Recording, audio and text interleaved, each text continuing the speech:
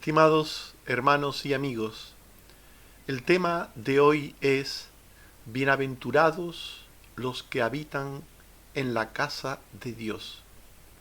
El Salmo 84 habla de las moradas de Dios o de la casa de Dios. El texto se refiere tanto al lugar y espacio terreno de culto que los creyentes dan al Señor durante sus vidas, como al lugar donde el infinito e inmenso Dios mora eternamente. Lo importante de este texto es que establece una relación entre ambas casas y el destino final de los creyentes. Aquellos que durante sus vidas físicas tienen una relación con Dios en su casa terrena, seguirán teniéndola después de la muerte física en su casa celestial eterna. Quienes habitan en la casa terrena de Dios en su vida temporal, habitarán en la casa celestial de Dios en el más allá. Hablemos de ambas casas, explicando en primer lugar qué es la casa de Dios en la Biblia. La casa de Dios en el Antiguo Testamento.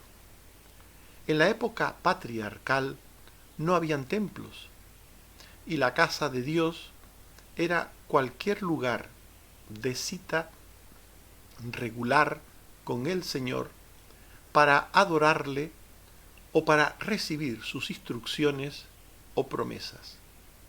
Estos lugares de encuentro de Dios con los suyos los escogía el Señor mismo.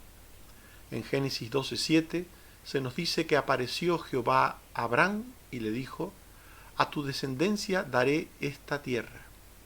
Y edificó allí un altar a Jehová, quien le había aparecido.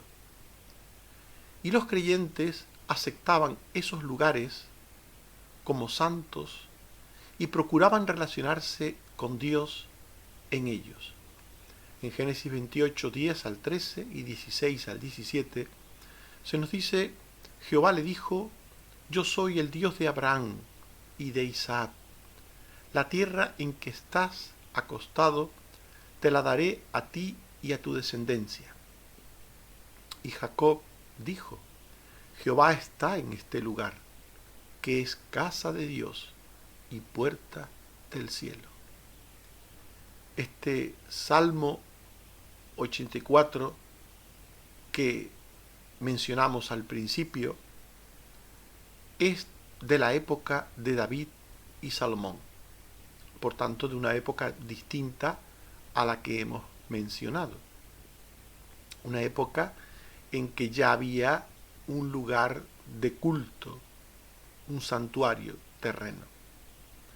En el Salmo 84 se nos habla de las moradas del Señor y, en primer lugar, se refiere en el Salmo 84 al edificio material o casa terrena de Dios, al santuario, al templo, al tabernáculo incluso.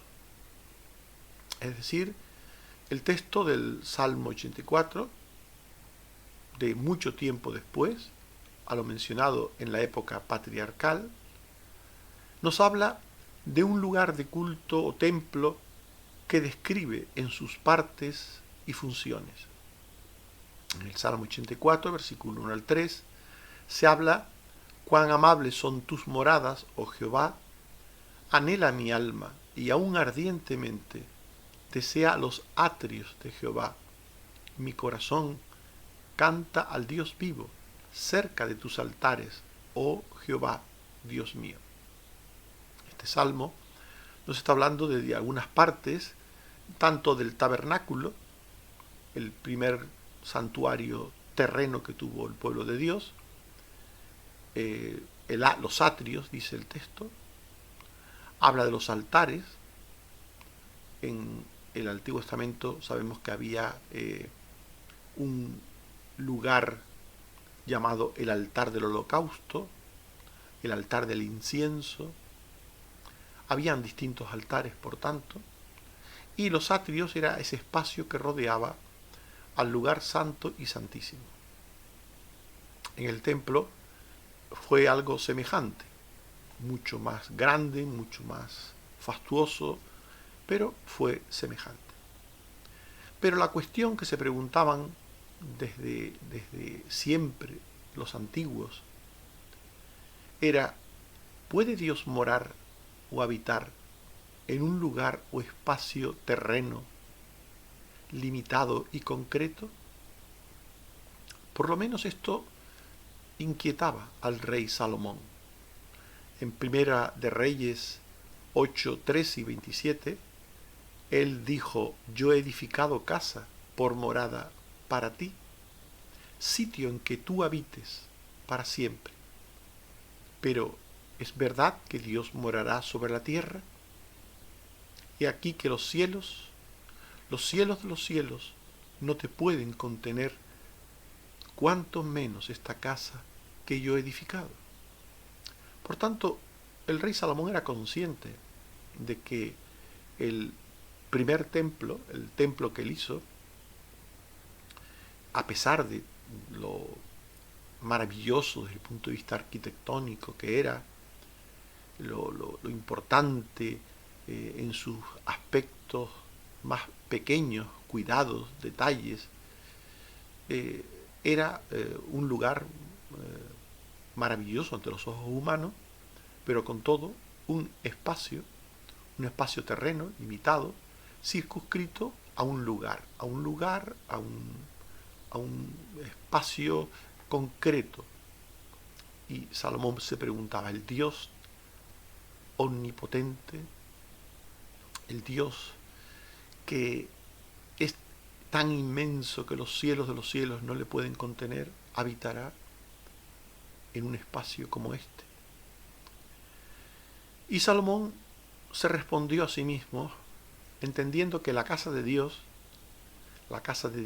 física, terrena, era sólo un lugar de encuentro espiritual entre el Dios que habita en los cielos y sus siervos, los creyentes, que habitan en la tierra.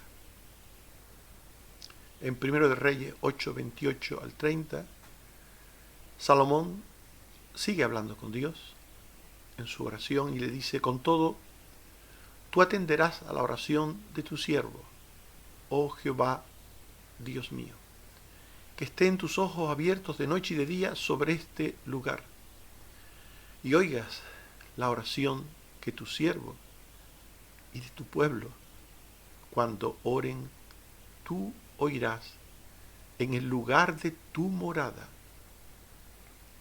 en los cielos. Escucha y perdona.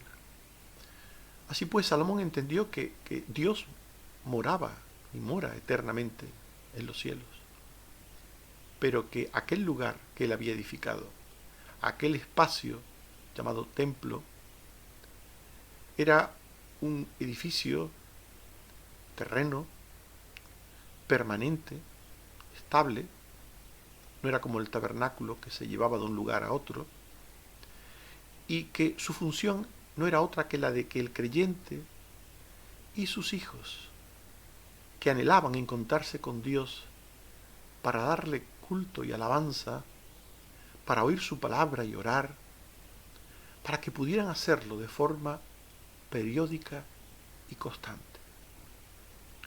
En el Salmo 84, 1 al 3, de nuevo leemos: cuán amables son tus moradas, oh Jehová.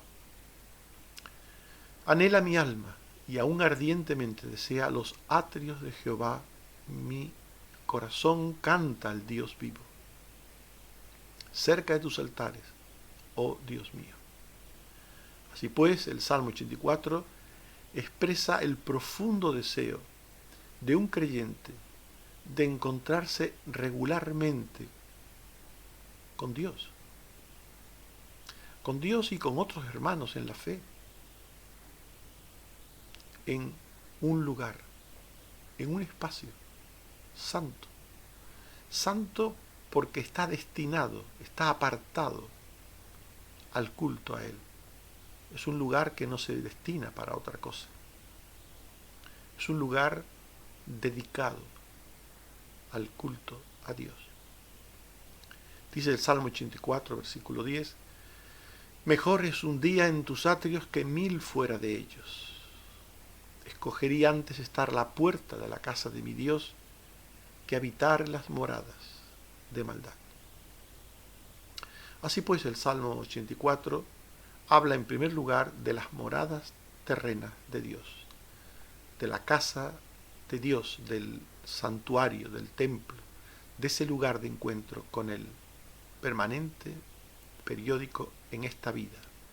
Pero en segundo lugar, en el Salmo 84 también se habla de otra morada de Dios, de aquella que tiene que ver con la naturaleza divina y grandiosa del Señor. La verdadera morada permanente y perpetua del Dios celestial inmenso y eterno está en los cielos. En el Salmo 84, versículo 4, se dice, bienaventurados los que habitan en tu casa, perpetuamente te alabarán. Nadie puede alabar perpetuamente en esta tierra a Dios en un lugar o espacio físico, porque nadie dura toda su vida en la tierra. Las personas morimos. Pero hay otro lugar donde los creyentes aspiran a ir, en el que sí estarán perpetuamente junto a Dios, en el que sí pueden alabar perpetuamente a Dios. Y el Salmo 84 habla de ese lugar. Bienaventurados los que habitan en tu casa, perpetuamente te alabarán. Se está refiriendo a la casa celestial de Dios. Deuteronomio 26:15 dice, mira desde tu morada santa, desde el cielo, y bendice a tu pueblo. La morada santa de Dios, la morada eterna de Dios, esa otra morada donde el creyente aspira a estar un día con Dios y estar allí perpetuamente con Dios, es el cielo. Los cielos de los cielos. El cielo que es llamado en la Biblia el tercer cielo. El primer cielo es el atmosférico, donde están las nubes, donde vuelan los aviones, las aves. Ese cielo es el atmosférico. El segundo cielo es el cósmico, donde están la luna, la tierra, los planetas, el sol, el cielo cósmico. Y el tercer cielo, los cielos de los cielos, es la morada eterna de Dios. En 2 a los Corintios 12:2, Pablo dice, conozco a un hombre en Cristo que fue arrebatado hasta el tercer cielo. Y en 2 de Crónicas 6:18 se dice, ¿es verdad que Dios habitará con el hombre en la tierra? He aquí los cielos, y los cielos de los cielos no te pueden contener, cuanto menos esta casa que he edificado. Por tanto, Dios habita en los cielos de los cielos, en el tercer cielo, y al mismo tiempo habita en cualquier espacio físico dedicado al culto a su nombre. ¿Por qué? Porque Dios es omnipresente, está en todas partes al mismo tiempo. Resumiendo, en el Antiguo Testamento se habla de dos casas de Dios. Una terrena, simbólica, que es donde Dios se cita regularmente con los suyos para relacionarse con ellos, y otra, literal, la casa permanente de Dios, su morada celestial. En el Nuevo Testamento ocurre algo semejante. Lo que importa en el Nuevo Testamento es lo espiritual.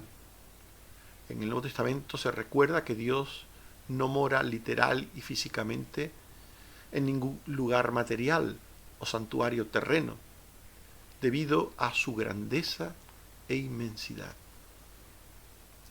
En Hechos 17, 24 al 25, se nos dice que el Dios que hizo el mundo y todas las cosas, siendo Señor del cielo y de la tierra, no habita en templos hechos por manos humanas, ni es honrado por manos de hombres, como si necesitase de algo, pues Él es quien da a todos vida y aliento y todas las cosas. El Nuevo Testamento dice, por tanto, que con la venida y obra del Mesías, la adoración no necesita de un único lugar santo donde practicar ritos simbólicos, a la espera de una salvación futura, sino que desde ya, desde la venida de Jesucristo, la adoración es consecuencia de la obra que hace el Espíritu Santo y la verdad de Dios en el corazón del redimido. En Juan 4, 21 y 23 al 24, Jesús dijo a aquella mujer samaritana: ni en este monte ni en Jerusalén adoraréis al Padre. Los verdaderos adoradores adorarán al Padre en espíritu y en verdad, porque Dios es espíritu, y los que le adoran en espíritu y en verdad es necesario que adoren.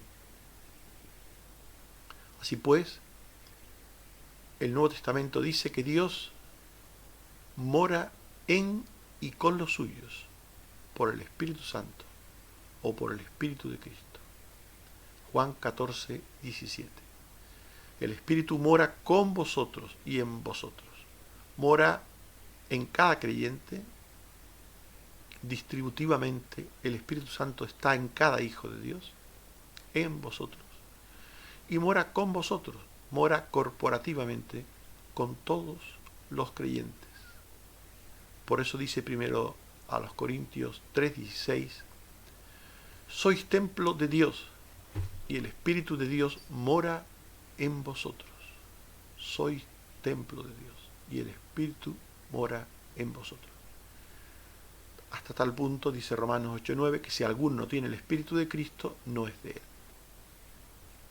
Por tanto, el templo de Dios en el Nuevo Testamento son los creyentes, los hijos de Dios. Cada creyente a nivel individual es un templo del Espíritu Santo, un templo de Dios, y a nivel colectivo todos los creyentes son templos de Dios, porque Dios mora comunitariamente con los suyos por la presencia que el Espíritu Santo hace de la persona del Hijo. Jesús dijo, Mateo 18:20, donde están 2 o 3 congregados en mi nombre, allí estoy yo en medio de ellos. Donde están 2 o 3 congregados en mi nombre, allí estoy yo en medio de ellos. Por tanto, donde hay un hijo de Dios, Dios mora en su corazón, y donde 2 o 3 creyentes se congregan en el nombre de Dios, allí corporativamente está el Señor. En cierta ocasión, en Hechos 4, 29 al 31, estando reunidos los creyentes, en culto, en oración, en adoración, oraban y decían, Señor, concede a tus siervos que hablen tu palabra en el nombre de Jesús. Cuando hubieron orado, fueron llenos del Espíritu Santo y hablaban con denuedo la palabra de Dios. Por tanto, donde los creyentes se reúnen en el nombre de Jesucristo, allí en ese lugar mora el Espíritu Santo corporativamente con ellos, además de estar el Espíritu Santo en cada hijo de Dios. Y estos creyentes del Nuevo Testamento, que sabían esta realidad espiritual, pues se reunían, sabían la importancia de reunirse para dar culto a Dios. Y se reunían en lugares de encuentro conjunto unos con otros para dar culto a Dios. Y al principio, pues, el lugar escogido era ciertos lugares establecidos ya como lugares de culto. Los primeros cristianos se reunían en torno a la sinagoga, que era un lugar de culto judío, un lugar para la lectura de la palabra de Dios, para la oración, un lugar de alabanza. Los primeros cristianos se reunían en torno a la sinagoga y también en torno al templo. Por ejemplo, Jesús mismo predicaba el Evangelio, su Evangelio, en la sinagoga y en el templo. En Marcos 14:49, él decía: cada día estaba con vosotros enseñando en el templo. Cada día estaba con vosotros enseñando en el templo. Y en Juan 18:20, Jesús volvió a decirles a los fariseos y escribas: siempre he enseñado en la sinagoga y en el templo, y nada he hablado en oculto. Por tanto, Jesús predicaba, se reunía con los suyos en la sinagoga y en el templo.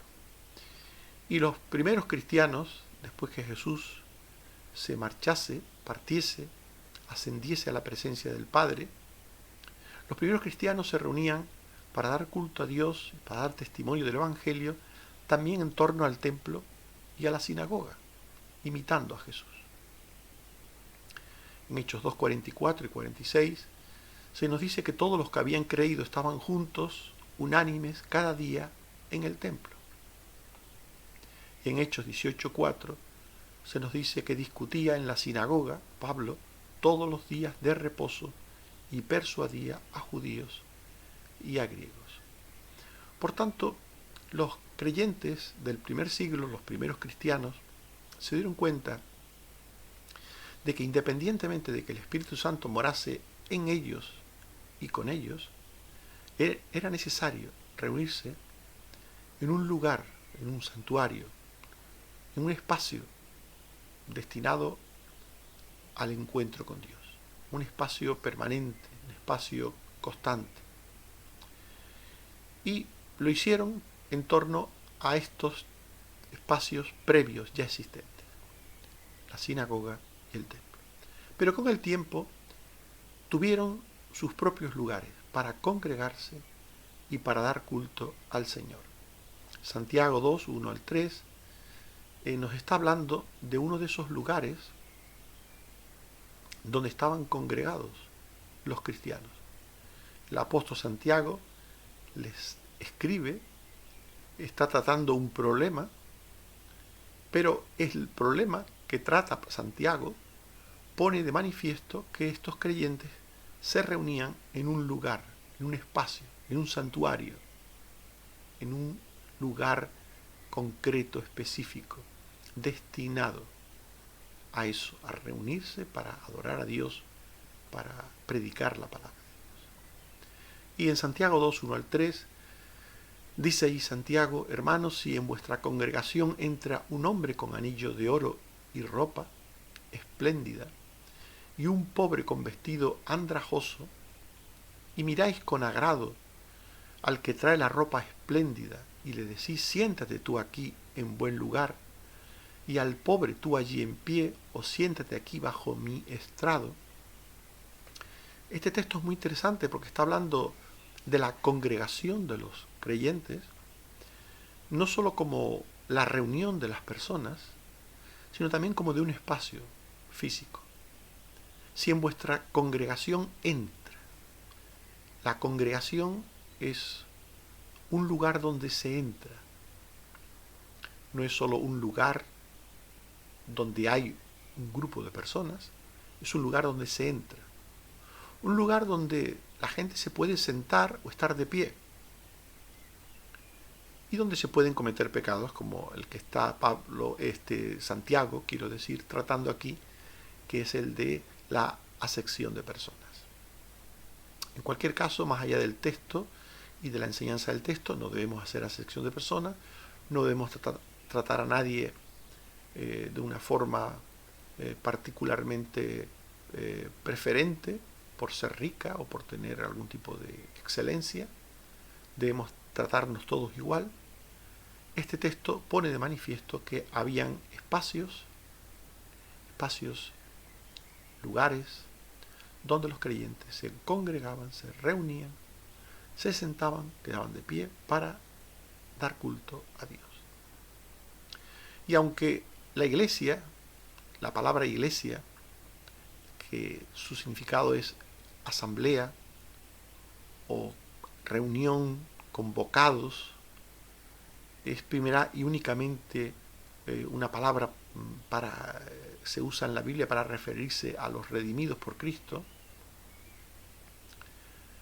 El Señor añadía cada día a la iglesia los que habían de ser salvos. Los salvos forman parte de la iglesia. Forman parte de la reunión de personas, del rebaño de los redimidos. El Señor añadía cada día a esa reunión de personas los que habían de ser salvos.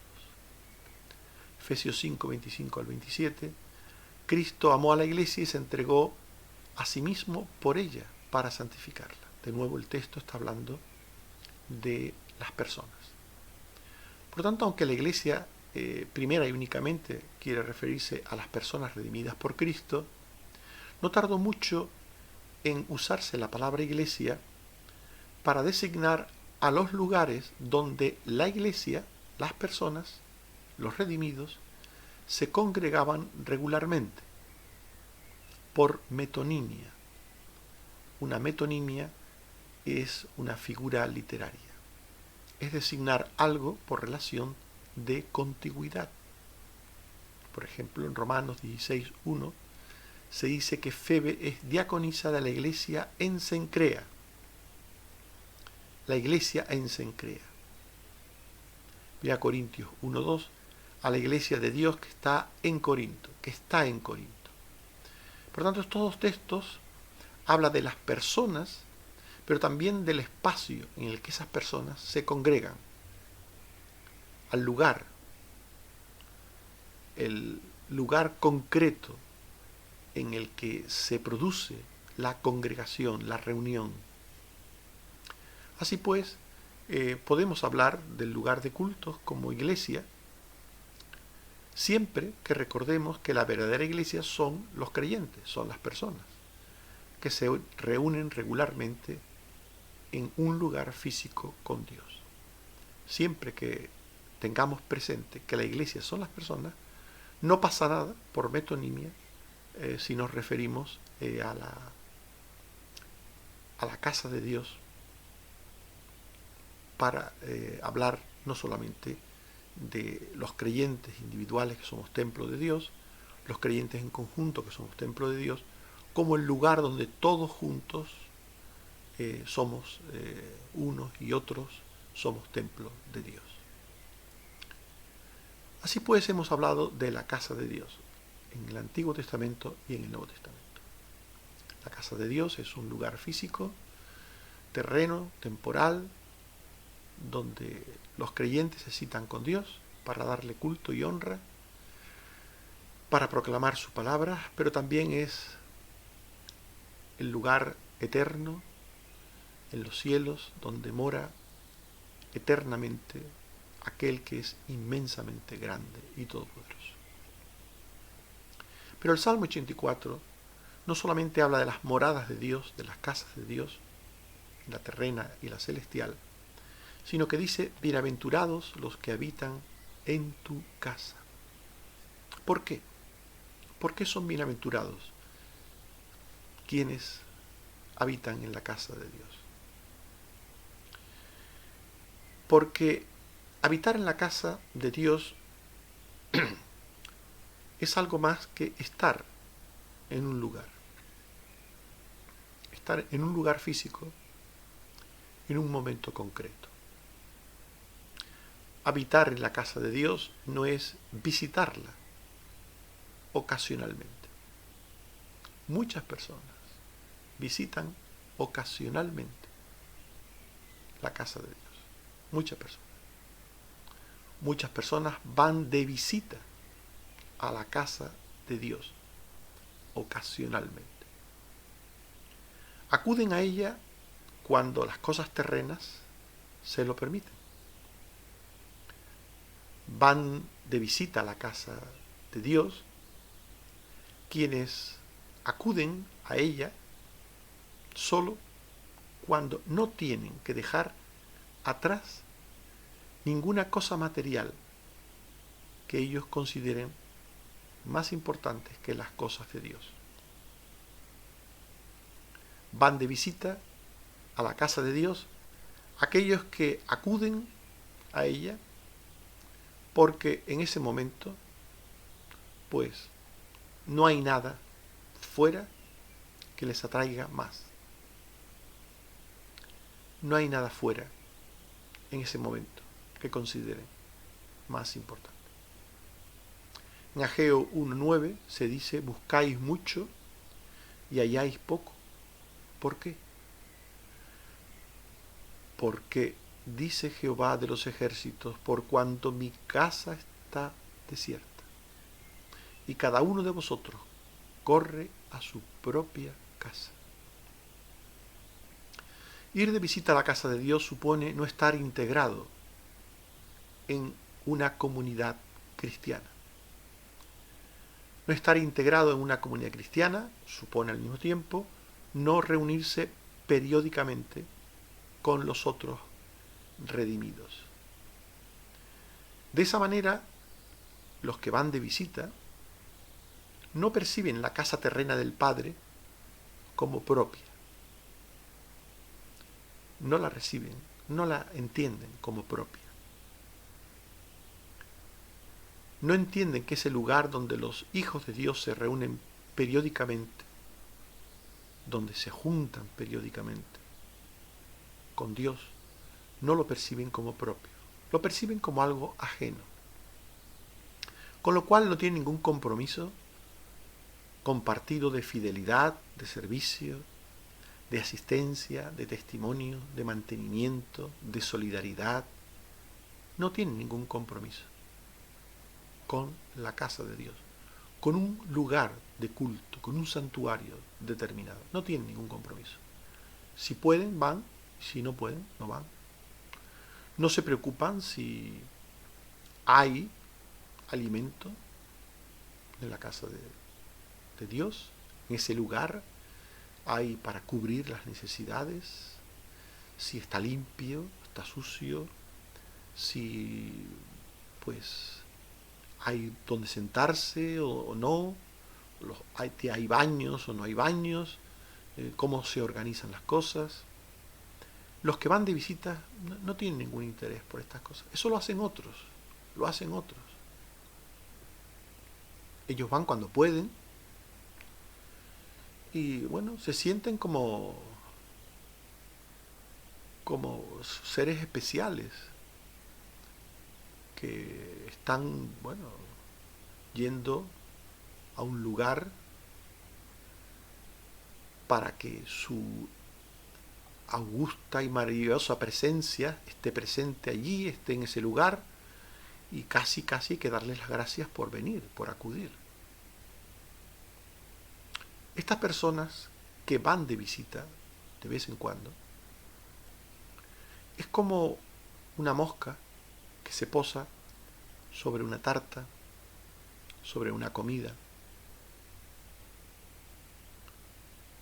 En un momento concreto puede estar en la tarta, en la comida, sobre ella, pero no forma parte de ella.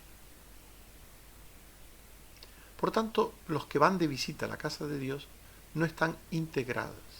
Esas personas no están integradas en la casa de Dios. Y cuando digo la casa de Dios me refiero a una determinada casa de Dios. Los que van de visita suelen ser como las mariposas que van de flor en flor. Hoy van aquí, mañana van allá. Hoy están en un sitio, mañana están en otro.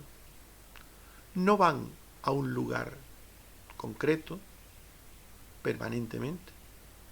No se comprometen con un lugar concreto, con otras personas concretas. no se comprometen con ellas a estar allí, a mantener esa luz encendida, ese faro encendido, ese lugar en condiciones, a tener allí un testimonio, un servicio. No se comprometen a nada de eso. Solo acuden de vez en cuando a ese lugar, como también pueden hacerlo a otros lugares, según les dé. Habitar en la casa de Dios, por el contrario, y a distinción de ir de visita, es un estilo de vida. Habitar es vivir. Ir de visita no es vivir. Quien va de visita a un lugar no vive allí. Habitar en la casa de Dios es vivir en la casa de Dios. Habitar en la casa de Dios es un estilo de vida en el que estar en ella es vital. Habitar en la casa de Dios es hacerla parte de la vida como algo agradable, habitual y cotidiano. Es sentir la casa del Padre como propia y que los demás que habitan también allí nos sientan a nosotros como su familia, como familia en la fe.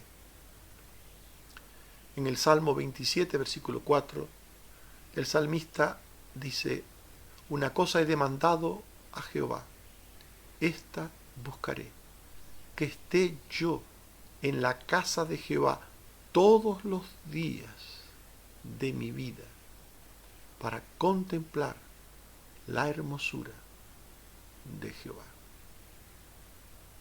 Y en el Salmo 84, 1 al 2, el salmista dice: cuán amables son tus moradas, anhela mi alma los atrios de Jehová. El creyente que habita en la casa de Dios anhela estar en la casa de Dios. La anhela. Habita allí, en una determinada casa de Dios, no en distintas casas de Dios o lugares. Habitar la casa de Dios es hacer de una casa de Dios un lugar de habitación permanente, un lugar de vivencia permanente, una morada permanente, junto con otras personas. Es como establecer un compromiso, es como el matrimonio. Hay quien se casa en una iglesia, con una iglesia, para siempre. Y siempre forma parte de esa comunidad. Y siempre asiste allí. Y siempre sirve a Dios allí. Y hay quien, siguiendo la misma analogía, tiene una vida de concubinato espiritual. Hoy está con una y mañana está con otra. Hoy está en un lugar, mañana está en otro. Habitar en la casa de Dios es hacer de una casa de Dios un lugar de servicio y culto a Dios toda la vida. Y no porque ese lugar esté más cerca de nuestra casa, porque hay personas que buscan un lugar donde asistir llevados por cuestiones materiales. Esta iglesia me queda más cerca de mi casa.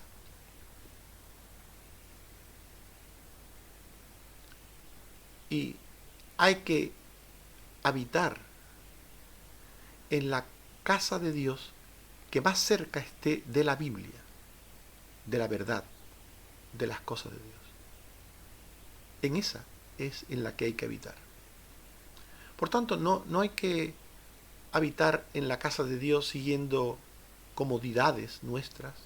Esta me queda más cerca de mi casa o del trabajo. Yendo a esta, pues lo paso mejor porque hay más gente, hay mucha más gente, o tienen la música es de esta manera o de la otra. Aquellos que buscan un lugar donde asistir, llevados por criterios carnales, lógicamente se equivocan. El creyente busca un lugar donde habitar toda su vida, junto a otros creyentes, para dar culto y servicio a Dios. En Lucas 2:36 al 37 se nos dice: estaba allí Ana, profetisa, de edad muy avanzada. Estaba en el templo, Ana. Y dice el texto que no se apartaba del templo, sirviendo de noche y de día con ayunos y oraciones. Pero lo más interesante de este texto, ahora lo voy a leer completo, es la edad que tenía Ana. Estaba allí Ana, profetisa, de edad muy avanzada, pues había vivido con su marido 7 años desde su virginidad, y era viuda hacía 84 años, y no se apartaba del templo, sirviendo de noche y de día con ayunos y oraciones. Ana tenía unos 104 años. Se había casado siendo virgen, con 12 o 13 años. Había vivido con su marido 7 años. 7 años. Y era viuda hacía 84. Sumando todas estas cantidades, el tiempo más o menos que podía tener cuando se casó, de los años, el tiempo que estuvo de casada y el tiempo que era viuda, nos da una cifra aproximada, año arriba, año abajo, de 104 años. Y dice el texto: no se apartaba del templo, sirviendo de noche y de día con ayunos y oraciones. Esto nos muestra lo importante que es habitar en la casa de Dios y de dar ejemplo a los más pequeños, habitar en la casa de Dios. Ana habitaba la casa de Dios desde muy pequeña, desde muy joven. Los niños deben ser enseñados, mediante el ejemplo de sus padres, a habitar en la casa del Señor. Solo así de mayores lo harán de sí mismos. Dice el Salmo 84, versículo 3, aún el gorrión halla casa y la golondrina nido para sí, donde ponga sus polluelos, cerca de tus altares, oh Jehová, Dios mío. Con 12 años Jesús tenía interés por la casa de Dios. Sabemos que con esa edad Jesús estaba en el templo, según nos dice Lucas 2, 41 al 43, 45 al 46. Sus padres lo llevaban desde niño al templo y teniendo 12 años se perdió y sus padres lo encontraron en el templo. Lucas 2, 46 al 49. Allí estaba Jesús. Y lo más interesante es la respuesta que le da a su madre. ¿No sabíais que en los negocios de mi padre me es necesario estar? Así pues, debemos habitar en la casa de Dios. ¿Y por qué son bienaventurados los que habitan en la casa de Dios? Son aventurados porque en ella honran y sirven a Dios en comunión y verdad con otros creyentes. Solo los que habitan en la casa de Dios, en un lugar concreto, tendrán una comunión plena y perfecta con otros hermanos en la fe. Los que van de flor en flor, como las mariposas, nunca tendrán una verdadera comunión con una determinada familia espiritual, con un determinado colectivo. Nunca tendrán una verdadera comunión. Siempre conocerán a mucha gente un poco, pero nunca conocerán mucho a una familia en la fe. Los que habitan en la casa de Dios, junto a otros, son el soporte y defensa allí de la verdad de la palabra de Dios. En 1 Timoteo 3, 14 al 15, el apóstol dice: esto te escribo para que sepas cómo debes conducirte en la casa de Dios, que es la iglesia del Dios viviente, columna y baluarte de la verdad. La iglesia es columna, soporte de la verdad, y baluarte, defensa de la verdad. Los creyentes tienen que soportar, llevar sobre sí la verdad y defender la verdad. Y esto solo se puede hacer en comunión con otros creyentes, formando parte de una familia en la fe, formando parte de una familia en la fe, unidos a otros creyentes en un lugar concreto. Allí, en ese lugar, los que habitan la casa de Dios administran sus dones y ministerios. Nos dice 2 de Crónicas 31:16, entraban en la casa de Jehová para desempeñar su ministerio según sus oficios. Los ministerios y oficios se desempeñan en la casa de Dios. Los sacerdotes, levitas y sirvientes del templo, dice 1 de Crónicas 9:2 y 13, hombres muy eficaces en la obra del ministerio en la casa de Dios. Los que habitan en la casa de Dios junto a sus hermanos proveen para ella todo lo necesario para ella. Cada lugar de culto, cada espacio de culto, terreno, tiene unas necesidades. ¿Y quiénes cubren esas necesidades? Solo los que habitan en la casa de Dios. Solo los que se han unido a ese lugar de una manera permanente, fija, comprometida. Solo los que allí han formado una familia en la fe.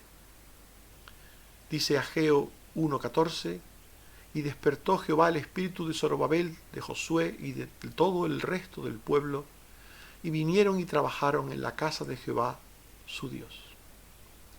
Y dice Malaquías 3:10, trae todos los diezmos al alfolí y haya alimento en mi casa.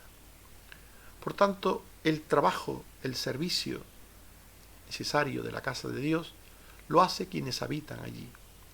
Y el alimento necesario en la casa de Dios lo proveen quienes habitan allí.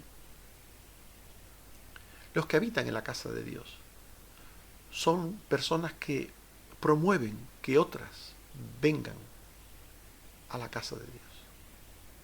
Dice el Salmo 42, versículo 4, fui con la multitud y la conduje hasta la casa de Dios, entre voces de alegría y de alabanza.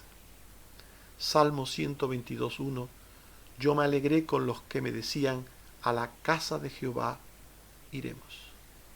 Los que habitan la casa de Dios van permanentemente, asiduamente, hasta el punto de habitar allí, a la casa de Dios, y llevan a otros.